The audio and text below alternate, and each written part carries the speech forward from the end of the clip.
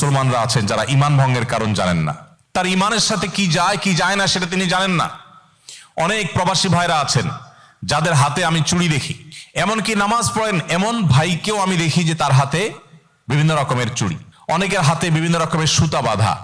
কারণ তিনি আমাদের পার্শ্ববর্তী দেশের যে সমস্ত ভাইরা আছেন, হিন্দু ভাইরা আছেন, এখানে হয়তো তারা বসবাস করছেন, তাদের সাথে একই কোম্পানিতে কাজ করছেন, হয়তো আপনার সহকর্মী তিনি, হয়তো আপনার রুমমেট তিনি, হয়তো বা আপনারা একসাথে বসবাস করছেন।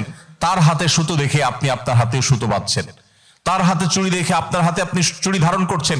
অনেক প্রবাসী ভাইরা আছেন যে নিজে হয়তো নামাজ কালামও পড়েন, কিন্তু তিনি জানেন না এই জিনিসটি তার জন্য ইসলামে হারাম করা হয়েছে, এবং না জানার কারণে নিজের অজান্তে তিনি অন্য ধর্মের মানুষের ধর্মীয় যে কৃষ্টি, তাদের যে ধর্মীয় নিদর্শন, সেই নিদর্শনকে তিনি তার শরীরে ধারণ করছেন। এটা যে ভয়ঙ্কর হারাম তিনি জানেন না।